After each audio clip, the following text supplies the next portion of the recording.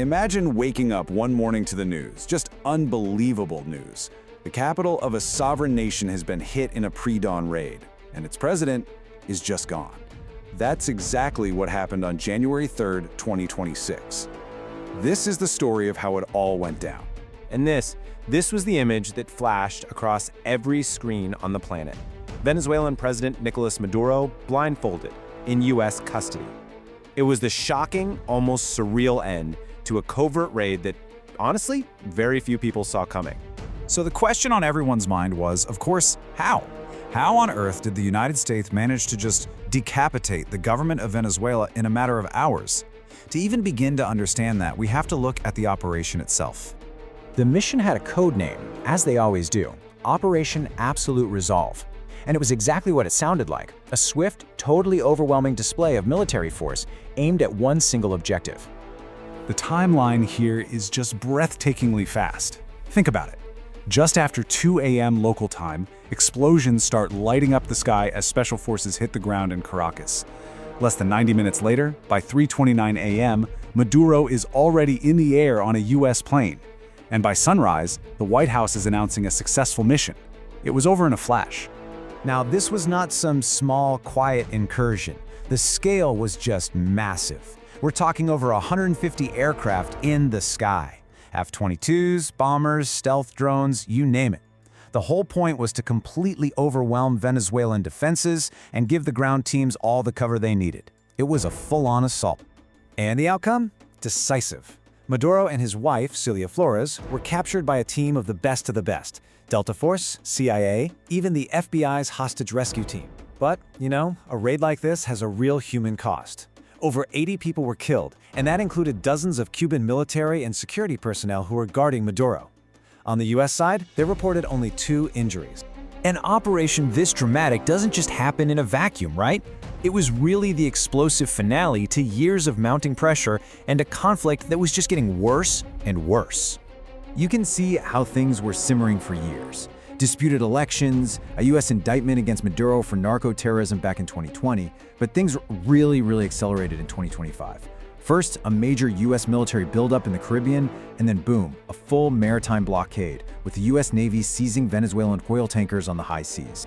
And that blockade wasn't just a passive thing, not at all. In the months leading up to the raid, the US carried out more than 20 lethal strikes on ships they said were tied to drug trafficking. More than 80 people were killed in those strikes. This map really gives you a sense of just how active the US military was in the waters all around Venezuela. So, the big question, why? Why did this happen? Well, the Trump administration gave 2, let's say, very different reasons. You had the official justification, and then you had the much more direct one. And the contrast here is pretty stark. I mean, look at this. Officially, the whole case was built around narco-terrorism charges. The idea was that Maduro was running a criminal state, and this was framed as a law enforcement action. But then you had President Trump's public comments, which painted a completely different picture. It was all about taking over, keeping the oil, and sending in US companies to fix everything. And if you want to understand the stakes, why oil is so central to this story, you only need to know this one number, 300 billion. That's how many barrels of proven oil reserves are sitting in Venezuela. It is the largest supply on the entire planet. And the administration really framed this whole thing not just as a strike against a narco-terrorist, but as taking back what they called stolen American assets. They were talking about the nationalizations of the oil industry that happened years ago. As you can probably guess, an action this bold, this dramatic, sent shockwaves everywhere. And the reaction was deeply polarized, both inside Venezuela and all around the globe. From Caracas, the message from the remaining government was one of pure defiance. The vice president, Delcy Rodriguez, she immediately stepped in as acting president and just blasted the raid, calling it a kidnapping and an act of modern imperialism. But on the other side, you had Venezuela's opposition, led by Maria Corina Machado. For them, this was the moment they'd been waiting for. They saw it as a chance for real change, and they were confident they could now win a free election by a huge margin. The wider international community, though, they were mostly just alarmed. The UN Secretary General came out and voiced deep concerns that the fundamental rules of international law had just been thrown out the window, setting a really dangerous precedent for everyone. And that brings us to the aftermath. With Maduro now in a US courtroom, Venezuela, and honestly the whole world, is left with a future that is filled with some incredibly difficult questions. Let's start with the most basic, most fundamental question of all. Was this raid even legal? Was it a justifiable act of law enforcement, or was it an illegal act of war? Well, if you look at it from the perspective of international law, the consensus is pretty clear, and it's not good for the U.S. position. Legal experts basically all agree the raid violated the UN Charter, a document designed to prevent exactly this kind of thing. It had no Security Council authorization, and it was a clear act of aggression.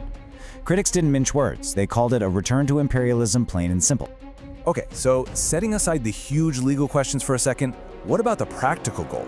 If the idea was to get Venezuela's oil flowing again, is that even possible? Can its completely crumbled industry actually be fixed? The challenges here are just immense. It's like a vicious cycle. First off, you need billions, with a B, just to repair the infrastructure that's been neglected for years. But that kind of massive investment from big oil companies isn't going to happen without legal stability. And that's something a new, fragile government might really struggle to provide. Experts are saying a full recovery is far from a sure thing and could take, best case, the better part of a decade. Which leaves us right here with this one final critical question. Does the capture of Nicolás Maduro signal a bold new precedent for American foreign policy, or is it just a modern-day return to the old playbook of resource imperialism? How we answer that question is going to shape the world for years to come.